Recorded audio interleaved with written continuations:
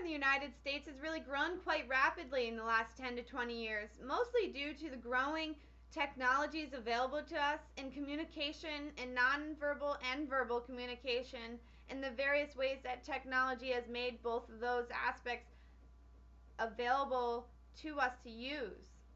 I interviewed Sylvia Pike, who's a medical assistant at a small doctor's office in Vermont.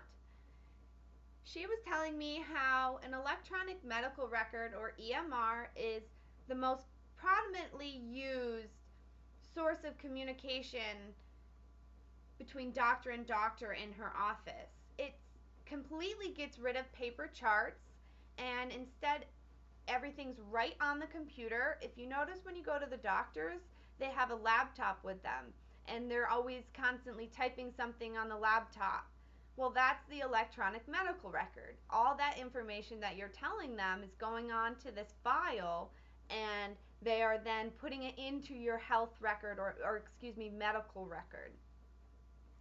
It's really a great tool too, because instead of having to write everything down and not knowing what it says, or making things look not like what they are, you can't read their handwriting, or you can't understand what it is, it takes all of that right out of the equation. Everything's legible, everything's understandable, and it's quick and it's easy. Another way that a coworker can interact with a doctor if he's in with a patient and another emergency arises with a patient calling in or emailing or whatever it may be, you can do something called a phone encounter, which is kind of like an instant messaging service where you send the instant message over the laptop and it kind of flashes in the window, and whether or not you want to answer it, you can answer it, and if not, you just wait till you're done with the patient that you're with. That way, nobody is really bothered, the patient isn't disturbed, and the doctor can still put his full attention to the patient. Mostly phone and email and normal postal service mail is how medical assistants communicate with their patients. One problem that Miss Pike told me she had in her facility was that a lot of her population of patients are elderly. So being on the phone with them, they can't understand what you're saying, and a lot of them don't have the computer, and they definitely do not have email or even know how to use it.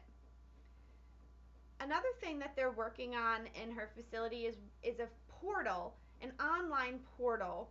Dartmouth Hitchcock has one, and it's called mydh.org, where you can go online, you can see your health record, you can keep up on your blood pressure, you can check the last time that what your cholesterol was, you can kind of keep a health record for yourself, you can make appointments, you can cancel appointments, you can see lab results early instead of having to go in and sit and make an appointment and go in for 5 minutes for a 5-minute appointment and then walk out just for lab results. You can just go right online and check them out that way.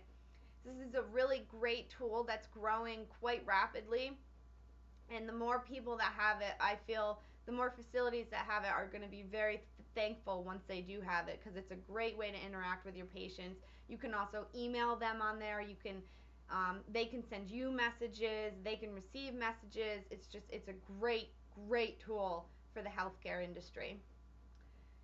Sylvia told me about this website called the American Association of Medical Assistants, and on this website you can kind of go on there and you can find out information about upcoming events or things that are changing in the medical assistance, and you can find out new things that come up, just different stories about medical assistants and things like that.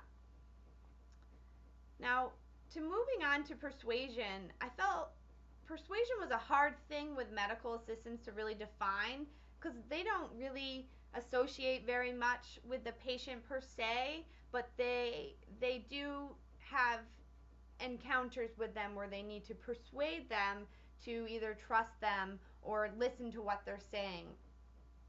Like when a medical assistant needs to get a medical history, family and personal, from the patient, you need to let that patient know that they can trust you in telling you about their medical history, whether they did any drugs, illegal or non-illegal, if they are still now, if they're smoking, if they're drinking, because all of those can play into your health and different health issues you may have. Another aspect that medical assistants use persuasion is when they have to explain a medical procedure to a patient. This is kind of like a presentation in a way too, because you're gathering all this information together and you want to completely and accurately present that information to the patient so that they know why they're getting a procedure, they know what's going to happen, and most importantly, they know why it's going to help them. And I feel that's like a presentation because you're gathering the information for them to get and you're presenting it to them just like you would, like I am now. Medical assistants also compose business letters and they write written correspondence between doctors and patients and hospitals and law offices and anything like that. They write memos, which all are examples of presentation. They must present the information that is obtained to the people who are asking for it. So, in conclusion, all of these things that I have covered are really, they're all examples of how communication technology, persuasion, and presentation are all used in a medical assistant's job. And not only that, they also show how all of these have helped healthcare industry grow in the United States in the last 10 to 20 years. Thank you.